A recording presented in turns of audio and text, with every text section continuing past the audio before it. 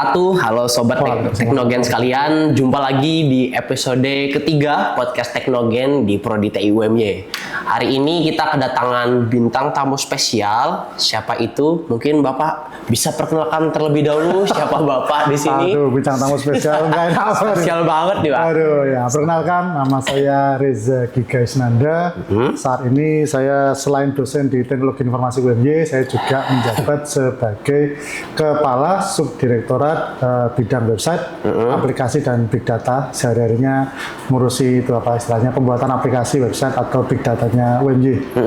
Kalau sebelumnya sih sebelum ini saya Kaprodi, mantan Kaprodi walaupun cuma setahun.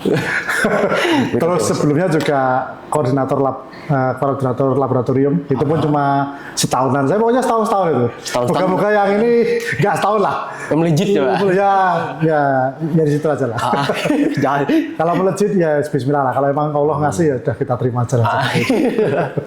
Berarti jenjang pengalaman itu Bapak banyak banget nih, udah banyak pengalaman segala macam. Ya, alhamdulillah lah diberi kesempatan untuk ngurusi banyak hal, terus juga melihat kampus dari berbagai sisi. Kemudian juga kemarin waktu Kaprodi juga sempat kita kan membuka cakrawala baru untuk memperkuat hubungan dengan industri juga. Jadi lumayan lah banyak pengalaman lah seperti itu. Oke. Nah, terkait industri, nanti banyak pertanyaan seputar industri. Siap. Tapi sebelum ke situ, kita lihat biografi Bapak dulu. Saya baca ini Bapak kuliah di Belanda. Yes. Belanda. Nah, ngomong-ngomong pengalaman Bapak selama di Belanda apa aja, Pak? Mungkin bisa cerita-cerita dikit. Pengalaman yang terkait apa dulu nih? Terkait TI lah gitu, atau terkait mungkin TI sebenarnya nggak terlalu banyak sih. Cuma yang saya rasakan banget waktu di Belanda itu adalah memang pola hidupnya beda banget sama orang Indonesia. Jadi waktu saya ke sana tuh saya benar-benar merasa harus mengikuti ritme hidupnya, kultur, culture kalau saya sekarang. Culture-nya orang Belanda. Begitu balik Indo, kembali ke settingan pabrik. Udah.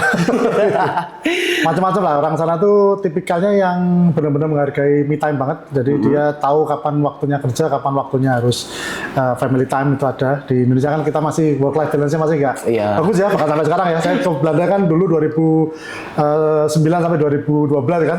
Udah selesai 10 tahun ya kayaknya di Indonesia masih aja lah work life balance masih jadi masalah lah sampai sekarang. Selain itu di Belanda juga apa namanya orang-orangnya emang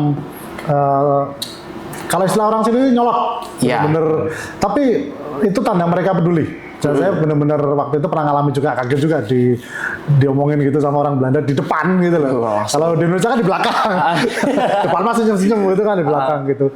Ya itu, dan mereka juga yang pasti kalau kita dari sudut pandang riset ya, beberapa riset mereka itu emang langsung datang dari industri. Jadi benar-benar kayak deket banget hubungan antara kampus dengan industri itu kalau di sana.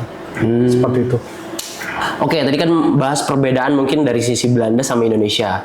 Tapi kalau perbedaan yang paling terasa antara budaya akademiknya, itu gimana Pak? Antara Indonesia sama Belanda itu, khususnya dalam pola pikir mahasiswa TI. Pola pikir mahasiswa TI. Jadi saya di sana kan sebenarnya bukan TI banget ya, lebih ke Ilkom Computer Science. Tapi kurang lebih kan walaupun saya programnya internasional, itu kan kurang lebih ada sekitar 20 anak lah kalau mau dihitung maksimal. Dari 20 anak itu 16-nya lokal Belanda, 4-nya satu orang India, satu orang Cina, satu orang Turki, satu saya. Dan kelihatan internasional itu kalau kuliah seperti kalau saya biasa menggunakan bahasa saya ke mahasiswa, 5D. Datang, duduk, diam, dengkur, dadah. Seperti itu. Jadi benar-benar kayak pasif banget di kuliah itu cuma dengerin. Diam aja gitu. Dengerin. Pernah tuh satu masa ini agak keluar topik sedikit. Satu waktu tuh saya benar-benar lagi fokus banget dengerin Pak dosennya itu, terus teman saya ngajak ngobrol dikit aja, cuma sekitar nggak sampai 30 detik gitu. Ngajak ngobrol itu, saya kan jadi ngeliat samping ini kan, terus begitu balik, ini Pak dosen udah saya mana tadi? udah nggak bisa ngikutin lagi, udah ke distract. Tapi kalau orang Belanda itu tipikalnya, mereka itu satu, tidak malu untuk, bukan hanya sekedar bertanya, berdebat. Jadi kalau dia sangat seneng banget dengan berdebat gitu. Jadi kalau memang, dan itu dilakukan dalam forum kelas, jadi bukan kemudian di luar kelas apa enggak, itu enggak. Jadi memang di kelas itu, jadi kayak ada materi yang kok kayaknya ini nggak sesuai dengan yang saya tahu ya, kok nggak sesuai dengan yang saya kenal ya. Jadi itu mereka langsung berdebat, Pak bukannya kayaknya ini harusnya gini ya. Jadi bisa mungkin bertengkar gitu sama dosen? Nggak bertengkar, jadi kayak kadang kalau kita nyebutnya kan heated argumen ya, jadi bukan argumen yang panas, tapi ini orang tenang ketemu sama orang tenang, cuma beda pandangan aja. Jadi dan dosen itu malah seneng dengan konsep-konsep seperti itu, bahwa ternyata pemikirannya ditentang, dilawan. Jadi bukan sekedar kayak apalah, kayak kita tahu demo mahasiswa turunkan UKT bukan itu. Jadi dia debat misalnya tentang Pak, bukannya teori seperti ini udah kuno ya. Jadi benar-benar dosen itu juga jadi kayak benar-benar mengeluarkan segala kemampuannya untuk menjawab dengan baik. Bahkan nggak sedikit juga yang kemudian dosennya juga, oh ya itu sepertinya saya perlu belajar lagi dan macam-macam. Oh, jadi evaluasi diri gitu, muhasabah diri dosennya. Betul, itu tuh yang pertama yang saya rasakan banget, atmosfer akademiknya beda banget antara di Indonesia dengan di Belanda tuh, bahwa mereka itu berani banget untuk speak up walaupun sama dosennya sendiri. Itu yang pertama. Yang kedua, mereka juga tipikal yang ini yang saya juga gimana ya, di sana itu iya banget, tapi di Indonesia tuh kayak aduh ini mau bawa ke sana tuh juga susah banget. Budaya mencontek. Iya. Di sana itu saya pernah kan satu momen nih kesulitan dengan tugas coding.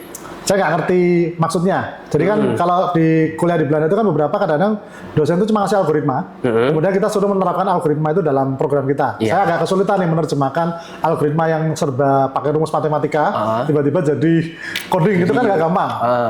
Nah kebetulan di situ kan ada 3 algoritma, suruh milih satu. Saya pilih. Saya tahu teman saya juga pakai algoritma yang sama. Saya itu cuma pengen minta masukan cara untuk apa ya, ngubah lah, ngubahnya. Saya nanya, tetap nggak mudeng, tetap nggak paham. Nah, terus coba boleh nggak sih ngelihat dikit aja supaya saya ngerti maksudnya? Nggak boleh sama sekali, benar-benar nggak mau dia.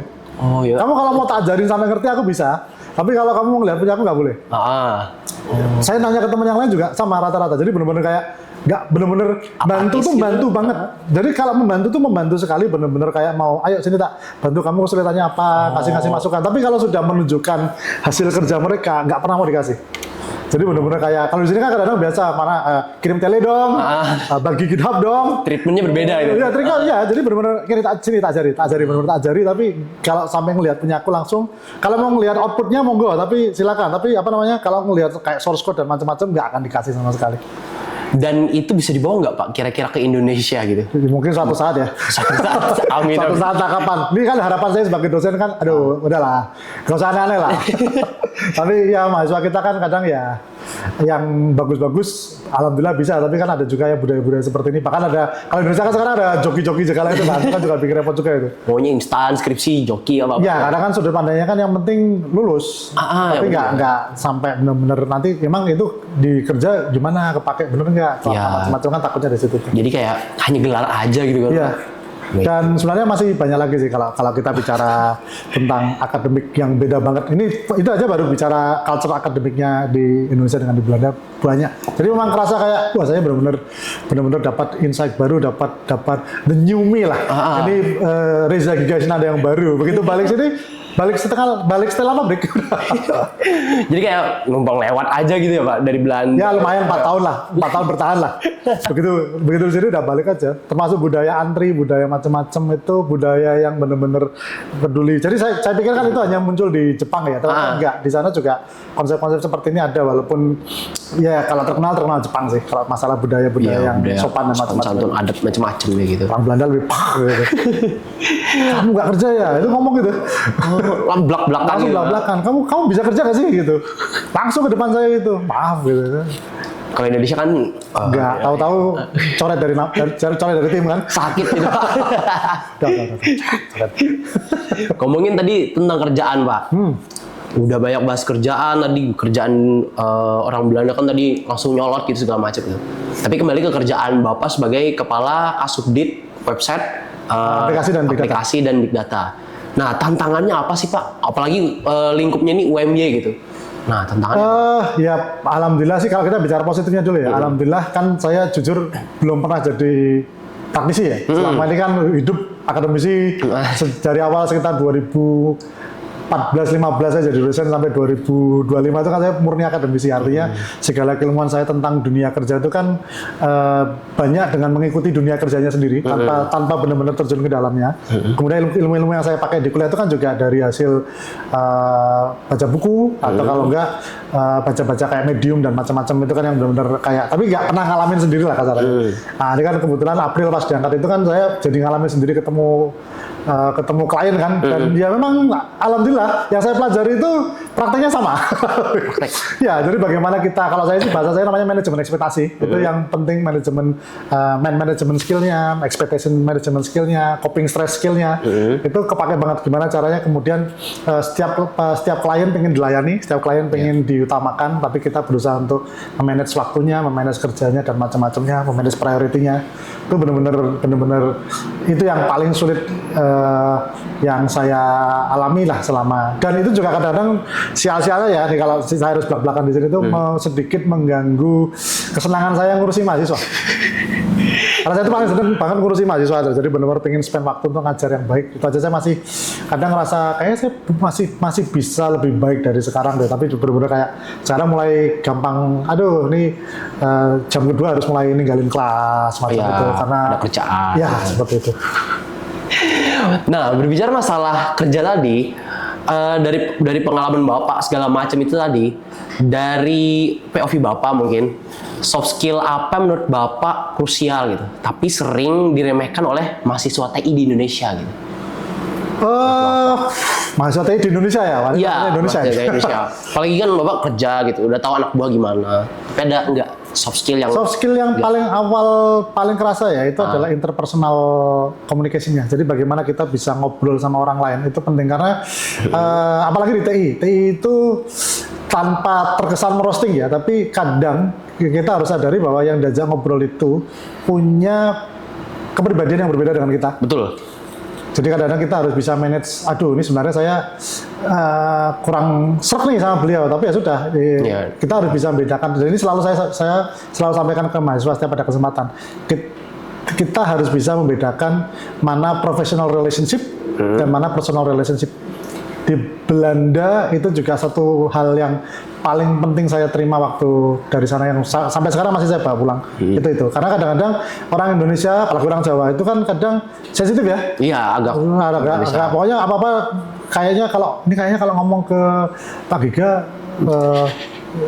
jadi benar-benar dipendem, dipegang sendiri atau apa, jadi kayaknya dia nggak suka sama saya deh, tapi itu enggak. Jadi saya banyak sekali merasakan bahwa saya punya hubungan personal yang mungkin kurang baik dengan seseorang, tapi profesionalnya baik, dan pernah sebaliknya, hubungan personal saya baik, tapi hubungan profesional saya sebenarnya kurang baik. Jadi kayak aduh kalau kerja bareng dia nggak ada. Ya, tapi kalau main basket bareng di luar oke lah, itu ada. Saya punya teman seperti itu ada. Ada yang sebaliknya, secara personal saya sebenarnya nggak suka, tapi kalau profesional ya kita sama-sama kerja, sama-sama oke, why not? Menjalani tugas. Iya, jadi memang orang perbedaannya beda-beda, dan ini harus kita pelajari banget yang soft skill seperti ini. Yang pertama kaitannya dengan komunikasi, yang kedua kaitannya dengan background pengetahuan. Jadi kadang ada yang memang beliaunya itu kurang ngerti tentang IT, dan karena kurang ngerti tentang IT, kadang ini pun kasusnya macam-macam. Ada yang kemudian jadi semuanya diserahkan ke kita, padahal kan kalau bikin aplikasi nggak bisa kayak gitu. Jadi misalnya kayak Pak Giga, ini saya minta dibikinin aplikasi dong. Oke, nanti mau seperti apa Bu?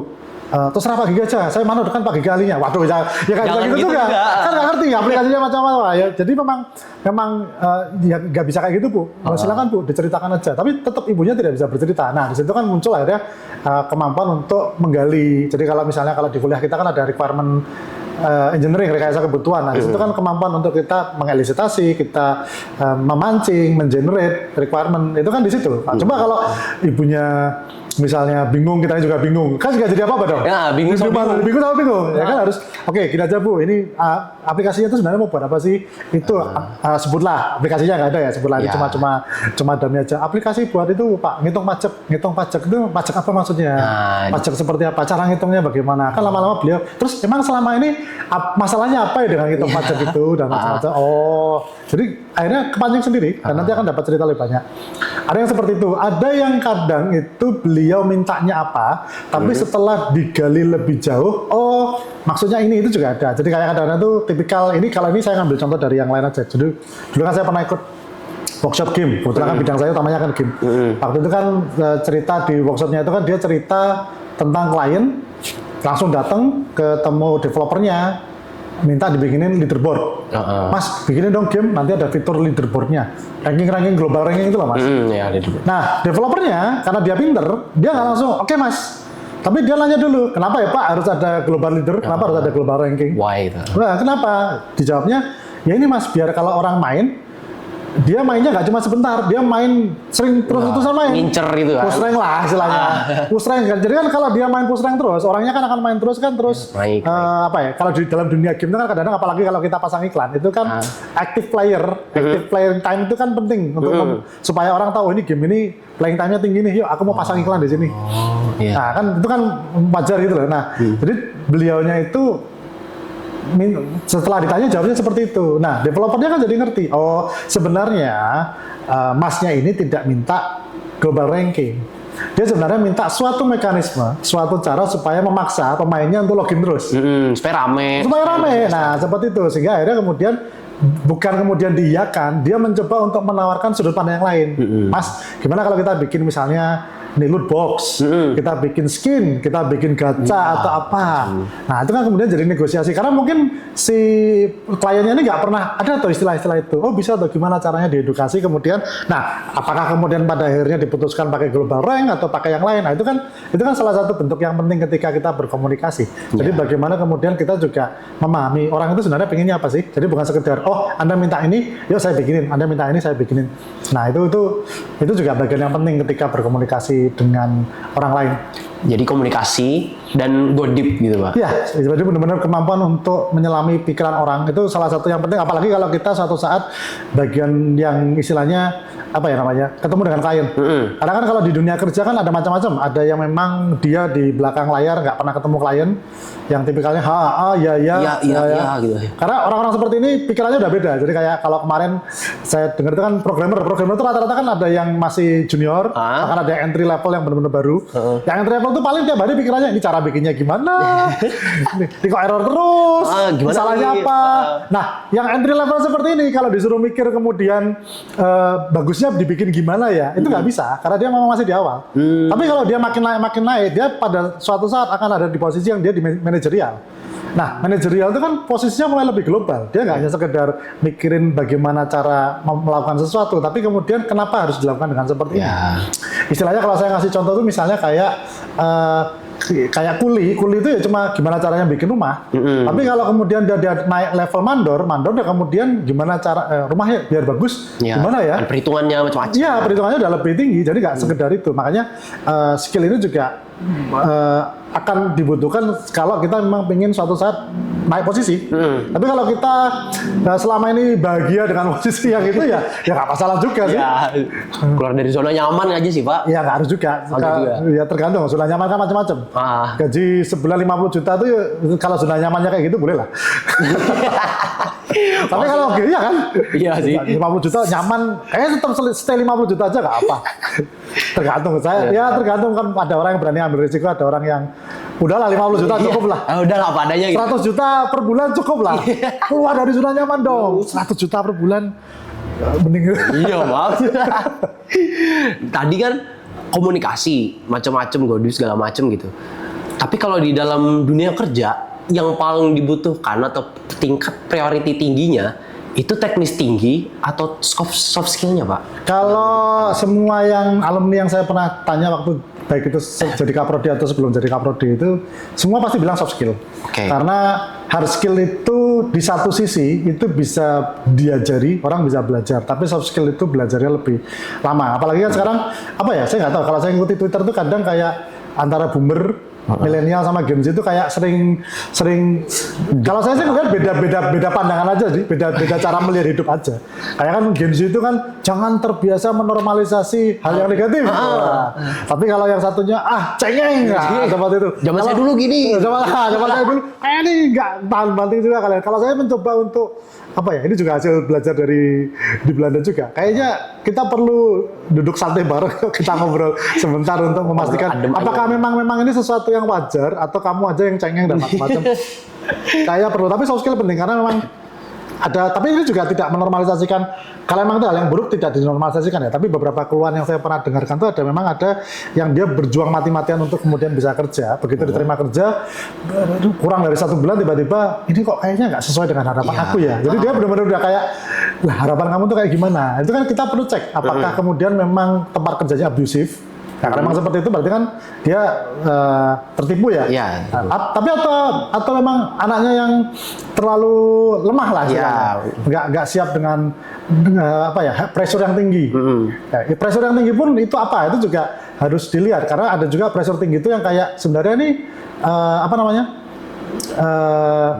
bisa dikerjakan sebelum lembur kok, gitu loh. Tapi kamu yang menunda-nunda. Ada juga yang ini memang nggak normal ini, memang harus lembur dan kamu nggak dibayar lembur. Nah, sehingga di situ kan kita perlu perlu menempatkan diri dengan tepat lah. Ini gimana sih? Atau apa dan macam-macam. Karena ya tadi ini kasuistik, situasional. Jadi tidak ada saran yang benar-benar baik untuk semuanya. Yang saya pernah baca, yang saya pernah dengar dari alumni itu juga seperti itu. Tapi memang tadi kadang-kadang ada yang gampang ngeluh. Padahal sebenarnya itu bukan hal yang pantas untuk dikeluhkan. Ada juga yang tidak mau bekerja di luar job desk. Padahal kita lihat juga peluang job desk-nya itu kira-kira masih nyambung-nyambung dikit atau sebenarnya nggak butuh effort yang tinggi. Tapi memang ada juga yang keluar job desk dan benar-benar keluar banget. Nah, makanya di sini kan kita harus narik batasannya kan.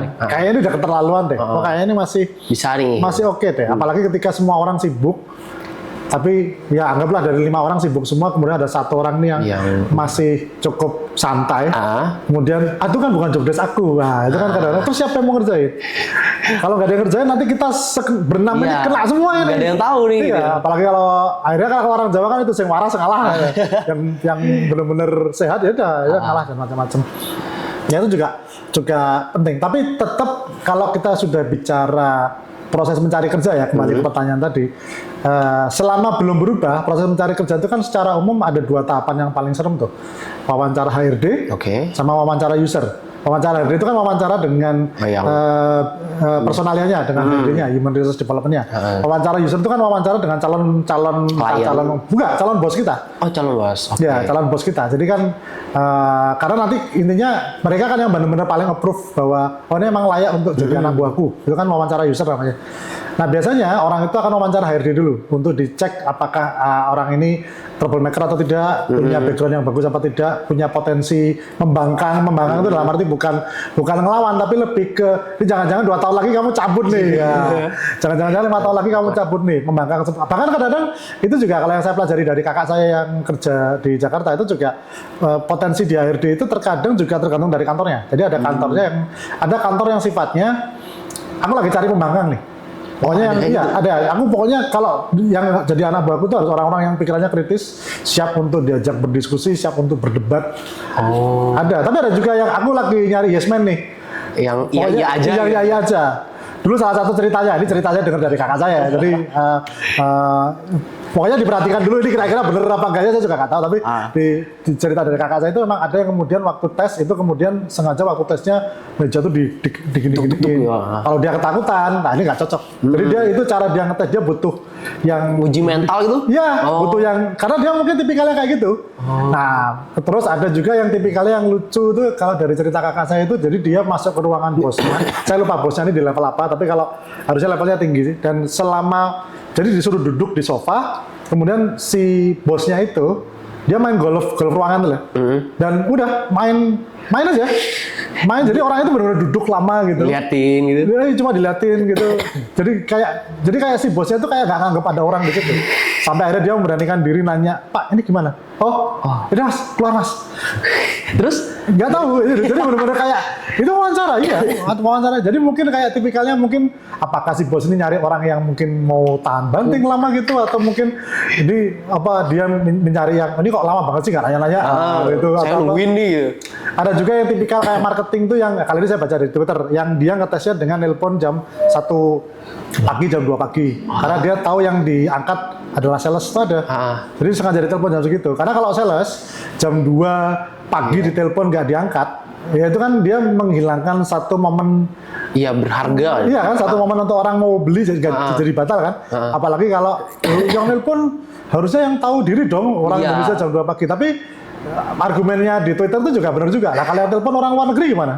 Kan dia nggak tahu jam Indonesia jam berapa dan macam-macam itu. Makanya HRD itu pasti akan nyari orang-orang yang seperti ini secara soft skill utama, secara soft skill kayak tadi kerjasama, teamwork, kerjasama, terus kemampuan untuk berkembang, leadership dan macam-macamnya kan di tes itu ada. Dan nanti dia akan mencari profilnya. Pokoknya kantor kita lagi butuh profil yang kayak gini, kamu nggak cocok, beda. Baru tahu Pak, bisa secerewet itu ya bos itu ya nyari pegawai gitu. Tapi ada juga yang nggak kayak gitu juga. Makanya itu kan itu pun cerita dari kakak saya. Jadi kalau emang bener kan ya udah. Terus itu baru yang HRD. Nah lanjut itu biasanya kemudian endingnya namanya wawancara user. Biasanya nanti di tengah-tengah itu ada kayak TPA, medical check up dan macam-macam lah psikotes itu. Nah ini yang wawancara user itu nanti di situ biasanya dia akan dites yang berkaitan dengan day to day work-nya sebagai nanti calon pekerja. Jadi kayak misalnya ini kerjanya saya kan sebelum dosen kan saya dulu daftar kan waktu itu saya entah kenapa saya nggak ada wawancara HRD-nya. Saya langsung wawancara user kan di situ terus kamu bisa nggak bikinin program ini? Kasih waktu seminggu. Jadi udah saya bikinin. Dan akhirnya bisa. Tapi saya tetap di sini kan. Jadi bisa tahu sendiri kan. Ujung-ujungnya kemana gitu. Iya. Soalnya kalau bisa ya saya udah kerja di situ. Nggak di sini. Waktu itu intinya setelah itu kan ada negosiasi gaji dan macam-macam nggak ketemu aja sih. Tapi itu saya ngerjain. Nah itu jadi wawancara user itu pasti biasanya ngetesnya yang lebih spesifik daily kerjaan sehari-hari. Kamu bisa bikin ini nggak? Kamu bisa bikin ini nggak? Menurut kamu ini salahnya apa? Ini gimana? Kamu kalau ada kayak gini kamu bakal ngapain dan macam-macam. Nah, itu wawancara user. Sehingga soft skill itu akan sangat membantu. Kasarnya kalau kita bicara immediate efeknya ya, benar-benar efek jangka pendeknya banget, itu akan membantu kita untuk melewati wawancara HRD. Tetapi hard skill, kita akan membuat kita diterima benar-benar karena nanti di wawancara user, soft skill kita mau sebagus apapun, kalau kita nggak punya skill hardnya, ya percuma. Dan hard skill ini juga, saya baru tahu bahwa ternyata hard skill itu ada yang benar-benar hard skill teknis, ada hard skill dalam bentuk ya agak lucu ya. Jadi kayak dia soft skill tapi soft skill yang lebih ke hard skill. Jadi kayak misalnya kayak kalau saya di bidang UX kan, di bidang UX itu kan dia salah satu hard skill-nya kan mendesain. Tapi supaya bisa mendesain, saya kan harus bisa memahami kebutuhan klien kan. Nah, ini soft skill yang komunikasi seperti ini kan juga penting. Bukan cuma sekedar ramah sama orang, tapi punya kemampuan untuk narik kebutuhan dari seseorang, untuk kemudian berempati sama dia dan macam-macam, untuk berpikir secara bisnis, berpikir secara sistem. Kadang-kadang itu kan satu hal yang nggak gampang ya, udah mendesainnya aja udah susah, masih harus mikir ini desainnya ini bakal profitable apa enggak. Itu kan kalau udah level-level manajerial soft skill yang seperti ini kan. Jadi kan dia soft skill tapi lebih ke hard skill sebenarnya. Oh, jadi balance gitu Pak, soft skill sama hard skill. Jadi sebenarnya sama-sama penting. Cuma kalau yang paling sering jadi keluhan itu biasanya soft skill. Mungkin karena mereka sudah yakin bahwa yang diterima itu hasilnya sudah bagus. Iya, udah. Nah, banyak nih yang jago-jago gitu. Jadi yang diterima sudah pasti jago. Nah, tinggal kemudian ini orang kok tiap hari nyebelin. Gini, toxic nih. Macam-macam lah gitu. Oke, itu tadi berbicara masalah soft skill, hard skill dan lain-lain gitu. Kembali lagi ke kerjaan Bapak gitu. Kalau Bapak melihat 5, 6, 10 tahun ke depan, apa gagasan dan inovasi Bapak terhadap arah pengembangan teknologi digital UMY mungkin dalam beberapa tahun ke depan apa Pak? Kalau saya sih pertama yang paling kami inginkan ya dari kami di DI itu adalah kami merasa kita punya terlalu banyak aplikasi di UMY. Terlalu banyak, kita punya sekitar, ini kalau mau informasi kita punya lebih dari 100 aplikasi di UMY. KRS Media CD 1, MyClass, kemudian KRS, KRS sudah, KRS, MyClass, kemudian misalnya kalau dosen itu ada SIM kepegawaian, kita ada SIM honor, kita ada SIM Litapmas, kita kalau mahasiswa itu mungkin nggak banyak sih aplikasi-aplikasinya, tapi Sintesis kita punya banyak, kita ada kurang lebih 100 aplikasi, lebih dari 100 aplikasi yang dimiliki di UMY, dan yang terjadi adalah sekarang terutama dosen, mungkin mahasiswa nggak terlalu bermasalah, tapi pertama dosen itu adalah untuk bisa mendapatkan banyak informasi itu kami harus membuka banyak website. Sehingga dari DDI sendiri kan kami berharap dalam waktu dekat, harapannya maksimal 3 tahun lah, dalam waktu 3 tahun itu kita sudah mulai mengintegrasikan banyak aplikasi menjadi satu macam super app. Kalaupun enggak, kami sudah punya rencana 2 fasenya. Jadi fase pertama mungkin baru sekedar interface-nya, nanti fase kedua baru kemudian benar-benar total dia jadi satu aplikasi. Itu yang pertama. Yang kedua juga dengan berkembangnya AI, kami melihat bahwa kita perlu menggunakan AI untuk kehidupan sehari-harinya di UMY karena selama ini kita melihat bahwa data-data yang ada di UMY itu banyak, tetapi masih sangat manusiawi sekali dalam pengelolaannya. Jadi kayak yang sedang kami kerjakan misalnya ini data admisi. Jadi kan ada tuh data admisi, tahun ini kita naik apa turun, itu aja masih dikelola secara manusiawi. Jadi benar-benar pakai manusia untuk menghitung ini naik apa turun. Nah, kami ingin melihat kemudian bisa nggak ini dikelola oleh AI? Jadi biar AI aja yang ngelola, AI yang ngasih tahu, Pak Giga, ini atau kalau pimpinannya Pak Imam, ini kayaknya Sumatera lagi peluang nih. Banyak nih. Nah, kita main sana aja nih. Pak Imam, ini kalau TI kayaknya mending kita ke Sulawesi nih misalnya, atau Pak Imam ini kayaknya sekolah ini nih lagi potensial nih. Iya, bisa dan macam-macam. Nah, seperti itu. Kita juga ingin melibatkan AI untuk membantu tidak hanya mengolah data, tapi juga sudah sampai di level pengusulan kebijakan atau keputusan. Bahkan harapan kami, kalau ini dari Pak Direktur Pak Cahya, harapannya bukan cuma menggunakan data internal, tetapi menggunakan data eksternal. Contoh misalnya aplikasi kita terhubung dengan data eksternal, misalnya tentang paling simpel misalnya, ini cuma itu ya, jangan ternyata ya. Paling simpel misalnya tentang UMR atau tentang indeks ekonomi. Nah, kemudian dari situ bisa diambil keputusan, kayaknya nih kita perlu menurunkan SPP karena ini sekarang lagi resesi nih. Gimana nih? Ini sekarang Indonesia lagi kaya nih. Ini momen yang tepat untuk menaikkan SPP nih. Ya, seperti itu. Atau misalnya kemudian kaitannya dengan job trend. Misalnya kita buka di LinkedIn atau apa, nah itu langsung dia masuk ke dengan data real gitu kan. Iya, data real langsung masuk ke sini, kemudian bisa misalnya sekarang 5 tahun ke depan kayaknya trending topik ini nih, big data spesialis nih. Mungkin TI sudah saatnya untuk menambah kurikulum big datanya. Oh iya. Kita berharap bisa ambil bahkan lowongan kerja sekalipun. Ini lagi ada lowongan kerja nih. Jadi kita nggak perlu nyari. Update. AI-nya yang nyariin. Ini loh lagi ada lowongan kerja di sini. Bahkan kalau rencananya Pak Cahya itu misalnya lowongan kerja, itu langsung lowongan kerjanya ditarik, terus kita punya profil mahasiswa, langsung dia dikirim ke mahasiswanya. Oh, langsung. Jadi misalnya apa ya? Misalnya ada mahasiswa, dia dari nilai-nilai transkripnya, dari skripsinya, dari KP-nya menunjukkan ketertarikan di bidang mobile developer. Nah, nanti dia dapat personalized message langsung dari AI-nya untuk ada rekom-rekomnya gitu. Ya, langsung ada mobile developer. Dia nggak perlu nyari. Dia langsung masuk ke notifikasinya, ini lagi ada mobile developer. Dan si mahasiswanya itu tidak perlu masukkan data karena dia sudah punya data sebagai mahasiswa itu sendiri. Sudah otomatis gitu. Iya, dan itu kalau saya berpikir itu sangat-sangat mungkin untuk dilakukan. Nah, cuma kalau kita bicara implementasi, nah itu yang kami harapkan dalam 3 tahun bisa selesai. Kenapa 3 tahun? Ya karena AI berkembang terus. Jangan-jangan nanti tahun depan udah ada lagi yang baru nih. Wah, ide yang tadi sepertinya bagus tuh. Wah, udah tua. Malah ada yang lebih bagus lagi gitu kan. Iya, HP aja kalau udah setahun udah tua banget kok. Nah, apalagi teknologi. Repotnya orang TI seperti itu, Pak. Jadi ilmu kita harus selalu update, harus selalu berkembang seperti itu. Oke, Pak. Pertanyaan terakhir. Mungkin bukan pertanyaan sih, Pak. Satu pesan paling penting untuk mahasiswa TI apa saja, Pak, kira-kira? Mungkin fondasi terpentingnya gitu, yang seharusnya mulai mereka bangun sejak sekarang gitu. Mungkin Bapak bisa ngomong di kamera. Sampaikan saja, Pak, untuk mahasiswa TI. Silahkan. Aduh, satu ya? Iya, Pak. Boleh banyak, Kak? Banyak, boleh, Pak.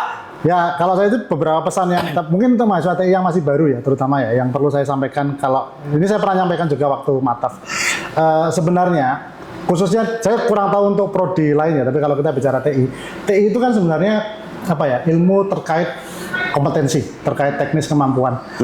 Nah, asiknya TI itu adalah kompetensi itu bisa dibangun walaupun kita tidak sedang magang atau kita tidak sedang bekerja. Artinya apa? Misalnya coding. Kalau kita mau jago ngoding, nggak usah nunggu magang jadi programmer, nggak usah nunggu nanti semester 8 mau jadi programmer. Kita dari semester 1 pun kita sudah bisa untuk membangun itu, gitu loh. Dengan apa? Ya macam-macam. Ada di coding, ada Khan Academy. Bahkan kalau perlu, paling simpel aja deh. Kalau udah mulai agak yakin ya, semester 1 mungkin susah ya, tapi semester 3 udah mulai berani lah. Coba ngerjain proyekan keluarganya sendiri dulu. Kenapa keluarga? Karena kalau keluarga gagal, nyaman lah. Ini nggak jadi, mohon maaf lah, gitu. Ya kayak orang bengkel motor, sebelum benar-benar bengkel motor kan dia harus berani bongkar motor sama masang motor lagi. Nah, sekarang kita bongkar motor bapak sendiri. Yang terdekat dulu. Iya, karena bapak sendiri biasanya, udahlah kau malah demi kemajuan kamu lah, nggak masalah lah. Coba langsung ada klien gitu kan datang ke Parah, kantor. Pak. Wah, itu kan parah dia pasti. Nah, jadi kita bisa mulai hal-hal seperti itu. Jadi apa ya? Kalau nggak salah kan Rocky Gerung pernah cerita ijazah itu kan bukan tanda kita berpikir, itu hanya tanda kita lulus.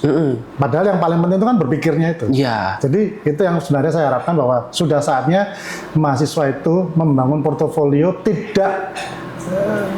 tidak menunggu besok ketika mau kerja, tapi dari sekarang. Dari sekarang. Membangun portofolio. Bahkan tugas-tugas kuliah kalian pun itu sebenarnya adalah portofolio yang bisa kalian pakai. Jadi benar-benar kalau bikin kerjaan atau bikin tugas yang beneran lah ya, yang bagus lah. Karena itu adalah wajah kalian juga sebenarnya, yang benar-benar akan kalian bisa pakai. Apalagi kalau portofolionya banyak itu kan lebih bagus. Bukan hanya banyak, apalagi kalau portofolio itu dipakai.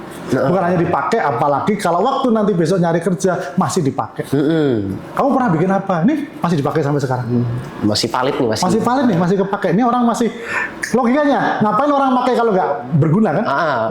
Justru ketika dia nggak dipakai berarti kan masih kurang berguna.